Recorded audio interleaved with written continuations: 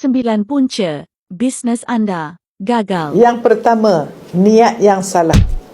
Kalau kita berniaga, niat untuk kaya dan menunjuk kehebatan, nak ada organisasi yang hebat, nak jadi yang pertama, nombor satu, membangkitkan keegoan kita, memang akan gagal.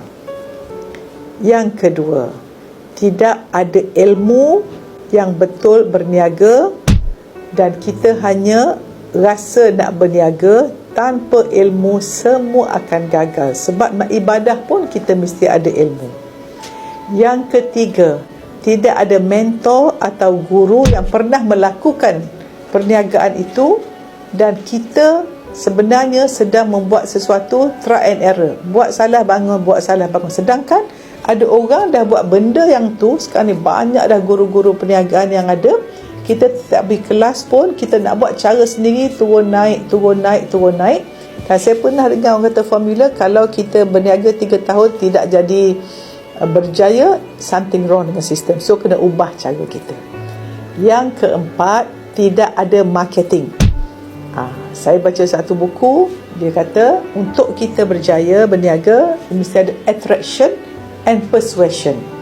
Attraction itu marketing, persuasion itu sale.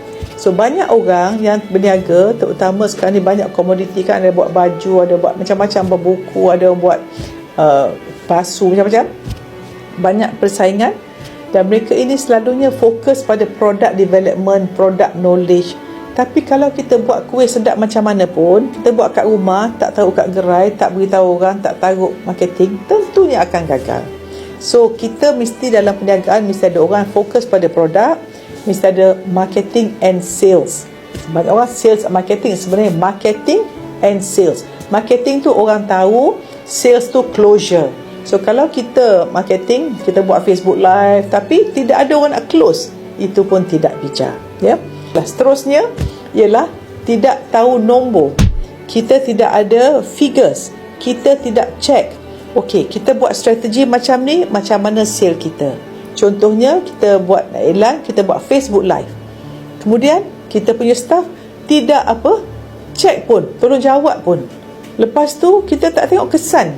So, orang yang bijak, peniaga yang bijak, dia tengok apa yang berkesan, apa tak berkesan. Orang paling tidak bijak, dia buat benda tak berkesan. Dia buat benda yang sama macam hamster. Dia post, yang tengok 5-6 orang, dia buat juga. So, orang tidak ada pemikiran. So, kita buat sesuatu, tengok kesan. Tak ada kesan, jangan buat benda lain. Sentiasa ubah strategi. Itu maknanya bilangan nombor kan. Itu bilangan dari segi keberkesanan iklan.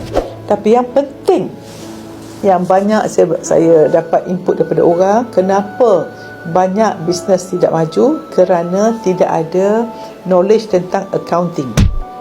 Di mana katakanlah kita buat sesuatu produk, kalau kita merasakan modal kita RM50, kita jual RM75 sebab kita nak untung cuma 50%. Ini sangat merosakkan, akan mati bisnes ini kerana kita tidak sustainable, kita tak tahu kita punya direct cost. Contohnya kalau kita ada kedai, ada sewa, ada staff, direct cost kita berapa? Kita kena tengok, bagi direct cost RM10,000, kalau sale kita hanya RM15,000, bererti kita punya sale ialah RM5,000. Dan kalau modal kita RM5,000, kita tak ada untung apa-apa. So mesti ada orang yang tengok account, kira betul-betul, dan tengok season bulan berapa, bila slow. Kita dah tahu lepas tahun, okey, masa ni slow, apa campaign kita nak buat, semua memerlukan ilmu. Dan satu lagi ialah tidak ada networking, dan kita dalam mode sentiasa bersaing dan sentiasa tidak boleh menerima rezeki orang, masa rezeki orang. Ini satu formula yang senang nak jatuh bisnes. Bila hati kita tidak bersih, kita tak nak belajar daripada orang lebih berjaya, kita masih dengan cara kita, tak nak ubah sebab aku adalah aku, maka sifat keakuan itu akan menjunamkan bisnes anda. Dan satu lagi, tinggalkan solat, buat maksiat, tidak jujur, confirm akan gagal. Satu lagi tips ialah jadi orang yang kedekut, sangat berkira, terutama pada pekerja. Sebab kalau kita memulakan perniagaan, kita mesti niat apabila perniagaan maju, pekerja pun akan maju.